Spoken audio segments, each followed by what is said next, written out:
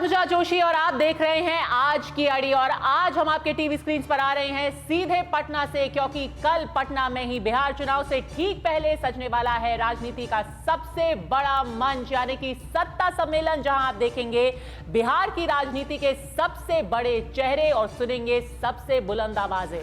लेकिन उससे पहले बिहार चुनाव को ही लेकर के आज एक बहुत बड़ा फैसला लोगों को उम्मीद थी सुप्रीम कोर्ट से आ सकता है। सारी निगाहें सुप्रीम कोर्ट के ऊपर थी। क्यों?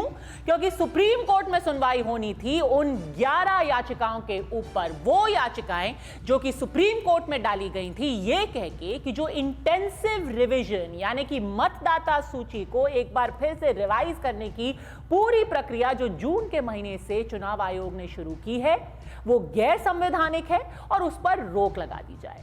ये करीब 1 दर्जन जो याचिकाएं थी, ऐसी मांग थी सुप्रीम कोर्ट से।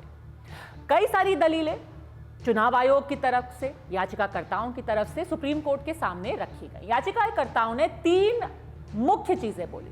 पहली बात, उन्होंने कहा कि ये इस वक्त क्यों किया जा रहा है जब चुनाव बिल्कुल कुछ ही महीने दूर है, तो उसकी टाइमिंग पर सवाल उठाए गए।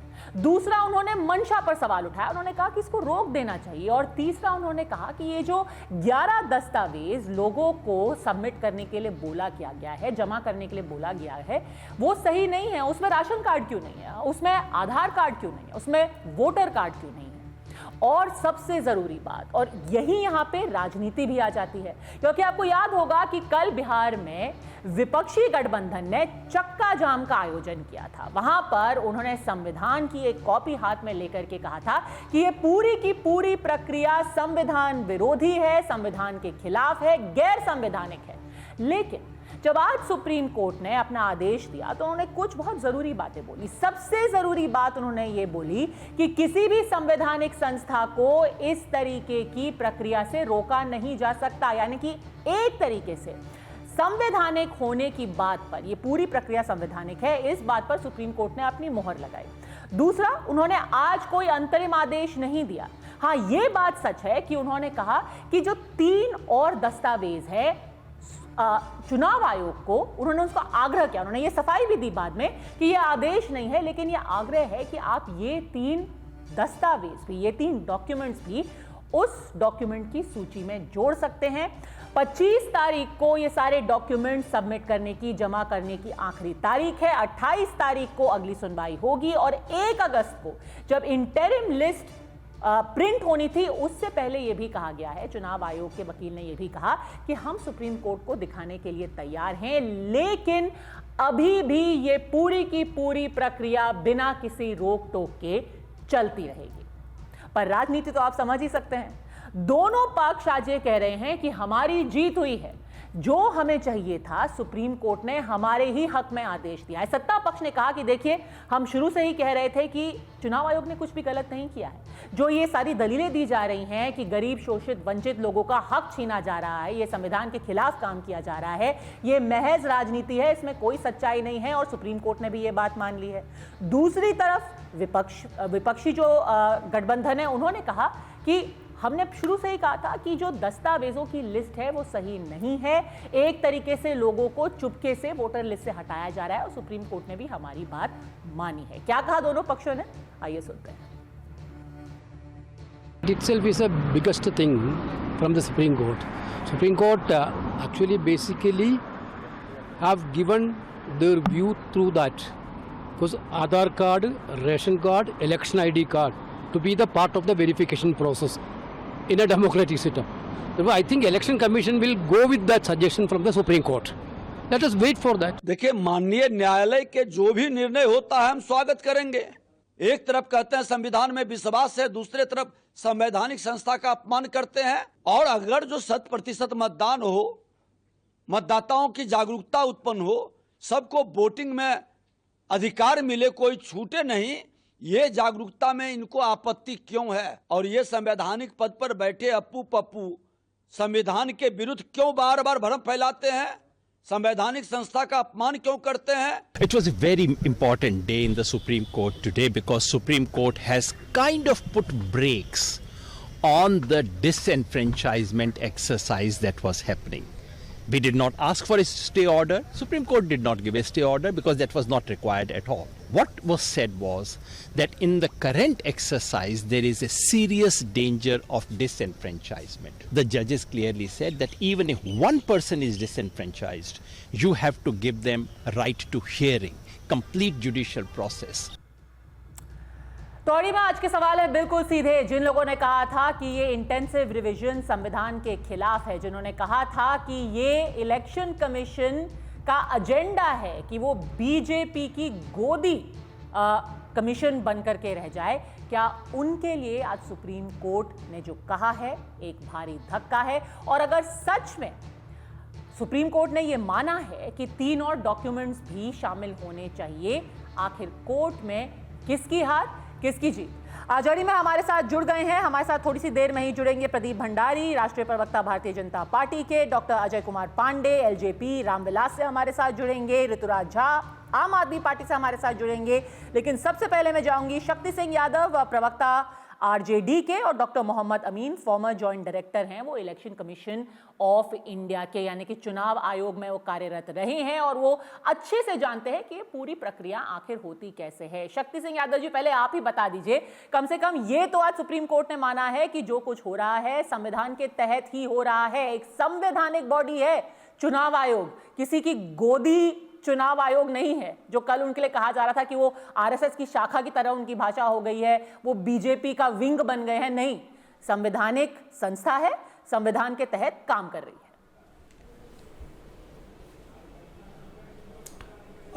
पद्मजा जोशी जी, आपने पूरी न्यायिक प्रक्रिया के आए फलाफल को देखा होगा और हमने इस फलाफल पर अपनी सधी हुई प्रतिक्रिया में कहा कि मैं इसका स्वागत करता हूँ। हमारे जो सवाल थे, जो न्यायालय में प्रस्तुत किए गए थे, जिन बिंदुओं को लेकर के, आप सब जानते हैं कि एसआईआर का काम बिहार में ऑलरेडी ऑनगोइंग है। आपत्तियां हमारी शुरू से थी कि एकाएक जिस तरह से मानो एक विस्फोट किया गया है, असमंजस की स्थिति में बिहार के मतदाता थे, जो 11 बिंदु इनके थे, उनकी उपलब्धता साक्ष्यों के रूप में प्रस्तुत करने थे। वो थोड़ा जटिल दिखता, समय अभाव, कम समय था, रेनी सीजन है, 73% आबादी बिहार जो है इन दिनों बाढ़ की चपेट में रहता। तो हमारे वह सवाल है जिस पर न्यायालय ने भी उस पर आपत्ति दर्ज की है, आपने शायद पूरी प्रक्रिया को देखा होगा तो, और एक आग्रह भी किया है, सुझाव दिया है कि आधार कार्ड और राशन कार्ड को आप जोड़ सकते हैं, ये प्रोगेटिव आपका है, हम आपको सुझाव दे रहे हैं। सवाल ये उठता है कि जब ऑलरेडी ऑनगोइंग प्रक्रिया हो जाता है तो संवैधानिक संस्थाओं की मर्यादा भी होती है। संवैधानिक संस्थाएं अगर मर्यादा तोड़ती है तो फलाफल के बाद उन बातों को देखी भी जाती है और उस पर विचार भी किया जाता है। और यह भी कहा उच्चतम न्यायालय ने कि भाई नागरिकता पहचानने का सुझाव दिया। शक्ति यादव जी, उन्होंने एक बात तो उन्होंने सुझाव दिया, दूसरा उन्होंने आज रोक नहीं, पूरी बात आपने सुना, आपकी मांग अपनी पूरी बात, इसको रोका जाए, ये गलत है, गैर संवैधानिक। आप देखिए, तीनों बिंदुओं पर सुप्रीम कोर्ट ने कोई आदेश नहीं दिया। आपने इसकी पूरी, आप पद्मा जी सुन तो लीजिए पूरी बात को। हमने कहा कि आपको लग रहा है कि रोक नहीं लगाया, लेकिन जो संवैधानिक संस्था चुनाव आयोग है उसके क्रियाकलाप पर 1 सप्ताह के अंदर में जवाब भी मांगा गया है। और यह भी आप जानते हैं कि इन जवाबों को देना भी है। जो चुनाव आयोग कल तक बात करना नहीं चाहता था, वो चुनाव आयोग हलफनामे के तौर पर जवाब देगा, यह भी बात स्पष्ट हुई। और फिर 28 तारीख को जो होनी है वो बातें तो होगी ही, लेकिन सबसे बड़ा सवाल संवैधानिक मर्यादाओं का भी ख्याल किया उच्चतम न्यायालय ने और एक सुझाव भी दे डाला। सुझाव इसलिए दे डाला कि ये लगता है कि ये जरूरी है। वोटर आईडी कार्ड जो बने हुए हैं उसको आप समाप्त करना चाहते हो, नए सिरे से करना चाहते हो। जिन आधार कार्ड से जाति, आवास और पासपोर्ट बनते हैं, राशन बनते हैं, बैंक अकाउंट खुलते हैं, उन आधारों को आपने मानने से इनकार किया, उसका भी सुझाव दिया गया। सवाल के अंश बहुत सारे बिंदु हैं इस पूरी चर्चा में एक जो शॉर्ट पॉइंट था, शॉर्ट पॉइंट क्या था और इसको लेकर के राजनीति हो रही थी। ये कहा जा रहा था कि भाई लोगों के हक छीनने की कोशिश की जा रही है, ये संविधान विरोधी कदम है। मैं आज जस्टिस धुलिया ने जो कहा है ना, मैं शब्दशः आपको पढ़ करके सुनाना चाहती हूं। उन्होंने कहा है कि ये एक डेमोक्रेटिक प्रोसेस है, ये एक डेमोक्रेटिक प्रोसेस का हिस्सा है। आप इस पर सवाल उठा सकते हैं, हम इसकी समीक्षा भी करेंगे, इसमें कोई शक नहीं है। लेकिन सवाल ये है और सबसे बड़ी बात ये है कि हम एक संवैधानिक संस्था के किसी भी काम को नहीं रोक सकते। तो उन्होंने चुनाव आयोग को यह पूरा हक दिया है कि जो वो कर रहे हैं और उनका स्टेटस संवैधानिक है, था और रहेगा। यह कह देना कि पूरी प्रक्रिया राजनीति से प्रेरित है या फिर वो राजनीति के तहत ये काम कर रहे हैं, आपका ये जो दलील था ये आज सुप्रीम कोर्ट में नहीं कारगर साबित हुआ। देखिए, अर्धसत्य के साथ आप प्रस्तुत कर रहे हैं। हमने संवैधान की प्रक्रिया जो हो रही है उस संवैधानिक प्रक्रिया में दिए गए कुछ बिंदुओं पर जो आपत्ति थी उसे मैंने असंवैधानिक करार दिया। और हमने यह भी कहा कि भाई जब नागरिकता की पहचान आप नहीं कर सकते हो, ये उच्चतम न्यायालय के निर्णयों के विरुद्ध होगा। लेकिन आपने जो कहा तो क्या सुप्रीम कोर्ट ने टिप्पणी इस पर नहीं की क्या, या उस चीज़ों को आपने देखा नहीं? संवैधानिक कर्तव्य के निर्वहन में संवैधानिक संस्थाएं अगर कोई अलग से जाता है काम करने के लिए तो सवाल तो उठना लाजमी है। और हमने यही बात तो कहा, हमने आप नहीं कराओ, उससे ज़्यादा मैंने क्या कहा कि आप जो करा रहे हो इससे मतदाताओं में कई तरह के अंतर्द्वंद हैं और लोग इन दिनों काफ़ी जूझ रहे हैं। सवाल यह नहीं है क्या कि आपके आंकड़े के हिसाब से आप ही मानते हो कि दिहाड़ी मजदूरी करने वाले लोग जो बाहर जाते हैं 3 करोड़ के आसपास हैं, उनकी शारीरिक आप उपस्थिति चाहते हो व्यवस्था किए बगैर, जो जाते हैं कमाने के लिए दो वक्त आते हैं, तो कोई आपदा घर में आ जाए, दस्तावेजों की लिस्ट बनाई गई थी उस पर सुप्रीम कोर्ट का सवाल उठाना अपने में दिखाता है कि प्रक्रिया में कुछ तो प्रॉब्लम्स हैं। अभी प्रदीप भंडारी, कुछ तो प्रॉब्लम्स है ही ना। और एक और जस्टिस धुलिया का जो एक वक्तव्य था आज, जो ऑब्जर्वेशन था, वो भी मैं आपको पढ़ के सुना देती हूं। उन्होंने कहा है कि once you have said that this list isn't exhaustive you have to accept Aadhaar, यानी कि आपने बोल दिया है कि ये एग्जॉस्टिव लिस्ट नहीं है, आपको आधार मानना चाहिए। हाँ ठीक है, हम ये आदेश नहीं कर रहे हैं आपको, लेकिन ये बात आपको माननी चाहिए, यानी कि कुछ तो कमियां थी ना इस पूरी प्रक्रिया में। प्रदीप भंडारी। पद्मजा जी, एसेंस जितनी भी 11 पिटीशन था उनकी मुख्य बिंदु क्या थी? उनकी मुख्य बिंदु ये थी कि एसआईआर को स्टे लगाना चाहिए। जो चुनाव आयोग कर रहा है वो गैर कानूनी है। इनने ये तक आरोप लगाया था कि चुनाव आयोग भारतीय जनता पार्टी का एजेंट है और यहाँ पे वोटर प्रक्रिया जो कर रहा है चुनाव आयोग वो गलत प्रक्रिया है। सुप्रीम कोर्ट ने क्या कहा? सुप्रीम कोर्ट ने कहा कि जो चुनाव आयोग कर रहा है वो संवैधानिक है, एसआईआर पे रोक नहीं लगाई, वो चुनाव आयोग का कर्तव्य है और रिप्रेजेंटेशन ऑफ पीपल एक्ट के हिसाब से वो ये कर सकता है। और साथ में सुप्रीम कोर्ट ने ये तक कह दिया कि जो चुनाव आयोग जो डॉक्यूमेंट्स ले रहा है वो ठीक है, और अगर आधार भी लेना है कि नहीं लेना है उसका भी डिसीजन जो है वो चुनाव आयोग लेगा। अगर वो किसी का आधार नहीं ले रहा है या कोई डॉक्यूमेंट नहीं ले रहा तो वो एक स्पेसिफिकेशन और जस्टिफिकेशन दे सकता है। तो पूरी प्रोसेस के अंदर ये नहीं कहा गया, एक भी ऑब्जर्वेशन में कमी थी। जब भी कोर्ट के अंदर कोई भी डिस्कशन होता है तो एक आर्गुमेंट काउंटर आर्गुमेंट होता है कि आप अगर आधार नहीं लेंगे तो आप बताइए क्यों नहीं ले रहे हैं, क्योंकि आधार आपको लेना चाहिए। ये 11 की लिस्ट आपकी एग्जॉस्टिव नहीं है, आपको इसमें और जोड़ देनी चाहिए क्योंकि लोगों को तकलीफें हो रही हैं। बार बार विजय मनु सिंघवी ने कहा लोगों को तकलीफें हो रही हैं। सबसे ज्यादा 80% से ज्यादा लोगों के पास बिहार के अंदर आधार ही है। तो कोर्ट ने बोला हाँ आप बताइए, अगर आधार नहीं लेंगे तो हमें वजह बताइए क्यों नहीं ले रहे हैं। बिल्कुल पद्मजा जी, अगर 80% लोगों के पास आधार नहीं है तो इस लॉजिक को आगे मैं एक्सटेंड करूं तो 80% लोगों को तो पार्टिसिपेट ही नहीं करना चाहिए। तो 57% लोग तो ऑलरेडी 14 दिन के अंदर पार्टिसिपेट कर चुके हैं प्रक्रिया के अंदर। पहली बात। दूसरी बात, ये तो सभी कह रहे हैं, ये तो और स्पष्टीकरण करने के लिए अच्छा है कि अगर चुनाव आयोग बताएगा क्यों नहीं देना चाहिए। पर बड़ी बात मैं आपसे ये पूछना चाह रहा हूं, क्या है? चुनाव आयोग ने यह तक कह दिया है कि नॉन सिटीजन्स को, अगर आप जस्टिस बागची की ऑब्जर्वेशन को पढ़ेंगी तो उन्होंने कहा इसमें कोई भी गलत नहीं है कि पूरे प्रोसेस के अंदर जो स्पेशल इंटेंसिव रिवीजन है उसमें नॉन सिटीजन को हिस्सा नहीं बनना चाहिए। तो जो बात उठाई जा रही थी कि सीमांचल के अंदर आधार कार्ड 103, 105, 107%, किशनगंज, अररिया, पूर्णिया अलग अलग जिले के अंदर है, चुनाव आयोग ने उसको प्राइमा फेसी खारिज नहीं किया है। जो आधार कार्ड पे भी बात है वो जज की पर्सनल ओपिनियन है, परंतु जो कोर्ट का कंक्लूजन है वो ऑर्डर के तहत पता चलता है, और ऑर्डर सिर्फ इतना ही है कि चुनाव आयोग एसआईआर को कंटिन्यू कर सकता है, चुनाव आयोग को एक हफ्ते में हलफनामा देना है और उसके बाद 28 जुलाई को नेक्स्ट हियरिंग है। तो आज आरजेडी को और कांग्रेस पार्टी को देश से माफी मांगनी चाहिए, क्योंकि वो चुनाव आयोग की पूरी प्रक्रिया के संवैधानिकता पे, उसके इंटेंशन पे सवाल उठा रही थी। 15 सेकंड में अपनी बात कंप्लीट करूंगा। ये बड़ी बात कर रहे थे शक्ति भाई कि भाई चुनाव आयोग हमारी बात नहीं सुनता। पद्मा जी, कल जब राहुल गांधी बिहार के अंदर थे, चुनाव आयोग ने इनको समय दिया था, इनको और तेजस्वी यादव को, जिस रैली के अंदर कन्हैया कुमार और पप्पू यादव को इन्हें ऊपर चढ़ने नहीं दिया था। क्यों नहीं राहुल गांधी और तेजस्वी यादव कल पटना से चुनाव आयोग से मिलने गए? मैं पूछना चाहता हूं क्यों? क्योंकि इनको पता है कि इनके किसी भी आरोप के अंदर दम नहीं है, ये सिर्फ हार को बचाने के लिए और इनसे सवाल नहीं पूछे जाए, इसीलिए पूरा का पूरा ड्रामा रच रहे हैं। चलिए शक्ति यादव जी जवाब दे दीजिए और लगे हाथ माफी भी मांग लीजिए, कह रहे हैं प्रदीप भंडारी कि आपने एक प्रश्न चिन्ह उठाया ऐसी संस्थाओं की, तो आप माफी मांग लीजिए। मुझे नहीं, मुझे इतनी बचकाने की उम्मीद नहीं थी। हम तो इनको अच्छा मानते हैं। हम इलेक्शन कमीशन के प्रावधान जो एसआईआर करने के लिए लाए गए थे उसको मैंने असंवैधानिक कहा, और इलेक्शन कमीशन की जो भूमिकाएं दिख रही थी उस पर हमारी प्रतिक्रियाएं थी। और इन्होंने एक बात और कही, क्या रोल है स्टेट इलेक्शन कमीशन का एसआईआर में? सिर्फ करना है पोस्ट ऑफिस से।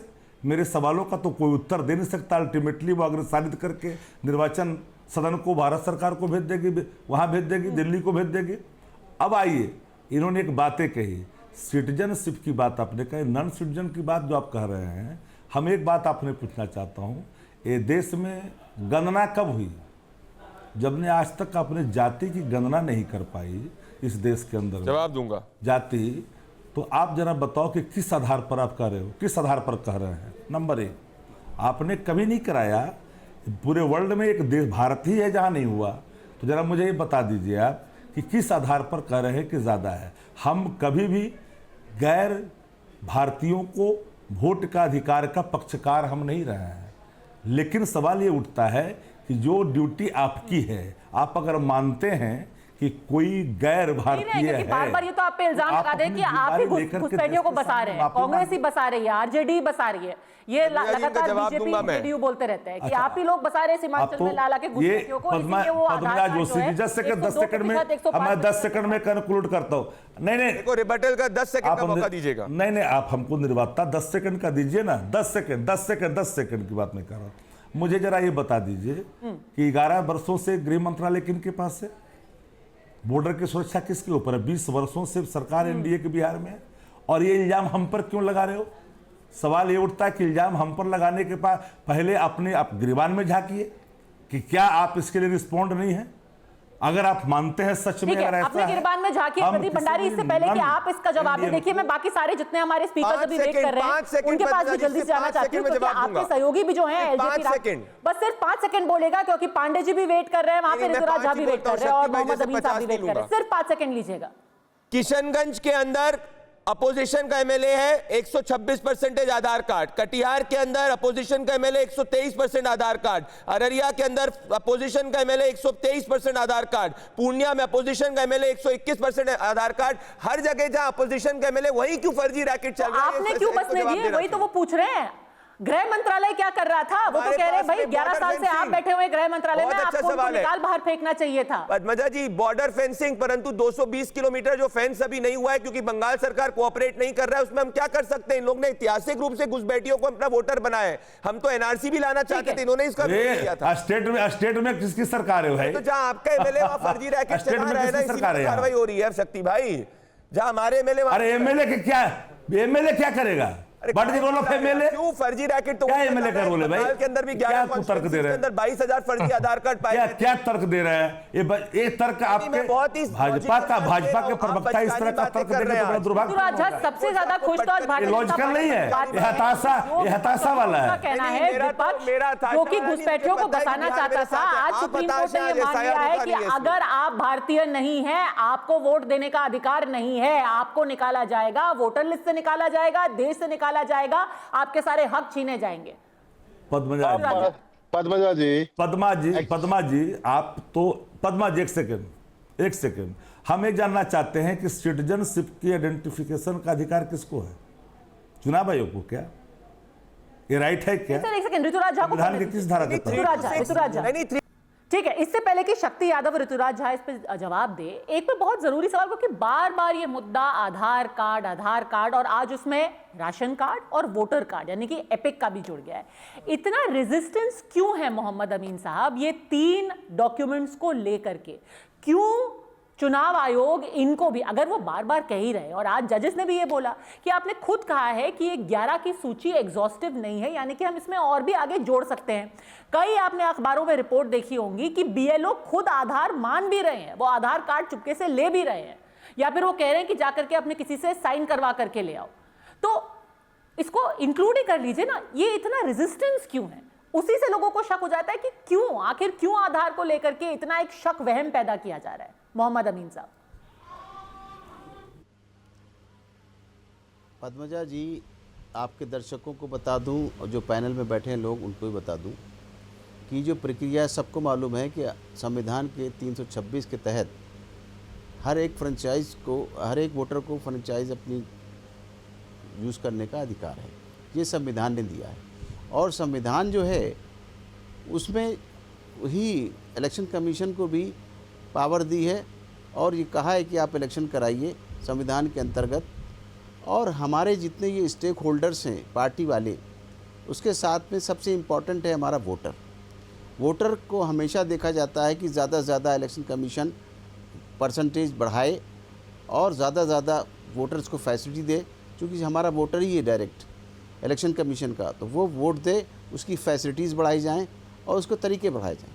तो ये ऐसा है कि ये कोई आज नहीं हो रहा है, ये बहुत पहले भी हुआ है, 2003 से भी हुआ था। और जहाँ तक सवाल है एसआईआर का, तो इसके ये कहा गया कि देखिए ये डॉक्यूमेंट्स हैं, इनको दे दीजिए। लेकिन मैंने पहले भी कहा था आपके चैनल पे और कई चैनल्स पे ये बात कही कि ये जो आधार कार्ड है वो क्यों नहीं माना जा रहा, कि कारण क्या है? उसको इसलिए इंक्लूड नहीं किया गया था कि बहुत से ज़्यादा आधार कार्ड आप देखेंगे जाली बने हुए, फेक। और जहाँ तक सवाल है बिहार का और बंगाल का, ये अंतर्राष्ट्रीय सीमा से जुड़े हुए। ये तो फिर प्रशासन की कोताही है ना। भूटान, अगर बिहार के अंदर ये कहा जा रहा है कि किशनगंज में या कहीं पे 104% आधार कार्ड बन रहे हैं, तो फिर सवाल वहां के प्रशासन से पूछा जाना चाहिए, बिहार प्रशासन से। पद्मजा जी, पद्मजा जी, लेकिन सुनिए, तो क्या है कि जब ये आधार कार्ड की बात है, तो जब आधार कार्ड जब कोई भी चाहिए, ड्राइविंग लाइसेंस ले लीजिए, पासपोर्ट ले लीजिए, सब कुछ बनता है और वहाँ पैसे दे के बनवाते हैं, लाइन लगा के बनवाते हैं और धक्के खा के बनवाते हैं। इलेक्शन कमीशन को धन्यवाद देना चाहिए, जनता को भी और नेताओं को भी, कि ये अपना बीएलओ भेजते हैं, बीएलओ फॉर्म लेके जाता है। अगर कोई भर नहीं सकता, पढ़ा लिखा नहीं है, तो हमारा बीएलओ उसका फॉर्म भरता है, उसको उसकी रिसीट एक्नॉलेज दे के आता है। उसके बाद उस फॉर्म को वेरीफाई करके उसका कार्ड बना के फिर उसके घर दे आता है। जब इलेक्शन होते हैं तो घर घर पर्ची दे के आता है। इन नेताओं की नेतागिरी ख़त्म हो गई कि ये जो एहसान जताते थे हमारे वोटर के ऊपर, ये हमने तुम्हारा आई कार्ड बनवाया है, हमने तुम्हारा पर्ची ला के दिया है, ये सब चीज़ें ख़त्म हो गई। सब कुछ इलेक्शन कमीशन ने अपने हाथ में ले लिया और फ्री ऑफ कॉस्ट हो रहा है। तो हमारे देश का दुर्भाग्य है कि लोग अपना वोटर आई कार्ड नहीं बनवाते। लेकिन सवाल इस बात का है, आधार का क्वेश्चन क्या है? आधार के पीछे ये क्वेश्चन था कि ये लोगों ने जो बाहर से दूसरे कंट्रीज से आ गए यहाँ पर, या फेक उन्होंने अपने बनवा लिए कुछ पैसे दे के, या जो भी जिस तरह बनवाया हो, उनका वेरिफिकेशन हो जाएगा। यानी ये कहा गया, देखिए आपने 5 साल पहले बनवाया आई कार्ड, हमारा आई पिक, तो उसमें फ़ोटो आपका क्या था, चेहरा क्या था, एज क्या थी, अब फ्रेश आ जाएगा आपका आई कार्ड का फेस। नंबर 1, इसमें कोई गलत नहीं कह सकता, फेस आपका लेटेस्ट होगा। दूसरा, आपका नाम होगा, आपके फादर का नाम होगा, आपके मदर का नाम होगा और आपके प्लेस नंबर होगा और मोबाइल नंबर होगा। क्या है, ये जो हर जगह कहीं जाते हैं ये पेपर्स जमा करते हैं। अगर इन्होंने पेपर जमा किया है, रियलिटी में हमारे देश के नागरिक हैं, जमा किया है और उस पर आधार कार्ड इनको मिला है, वो पेपर अगर हमारे बीएलओ को दे देंगे फॉर्म के साथ में, तो कोई बुरी चीज़ नहीं है, इसीलिए कोई प्रश्न नहीं किया गया। जहाँ तक बाकी जो संवैधानिक प्रक्रिया के तहत वोटर आईडी कार्ड को बनाने की बात की गई, समय दिया गया, ऑब्जेक्शन का समय भी है और 30 सितंबर को फाइनल हमारी लिस्ट तैयार होगी।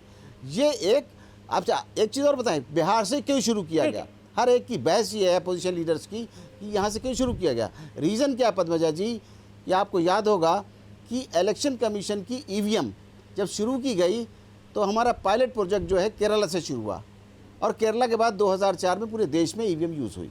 रीज़न क्या था कि वहाँ पर पहले चुनाव हुए, इसी तरह से बिहार में होने वाले हैं। लेकिन इलेक्शन कमीशन पे कितना क्वेश्चन किया गया, यही दिल्ली, हरियाणा और महाराष्ट्र के ऊपर, जबकि महाराष्ट्र हाई कोर्ट ने इनके खिलाफ ठीक है। डिसीजन दिया, इनकी डिसमिस कर दी। इसी ठीक वोटर है, यहाँ से यानी कि पायलट प्रोजेक्ट शुरू किया जा रहा है और ये पूरे देश में कोई पाया नहीं गया। तामील की जाएगी।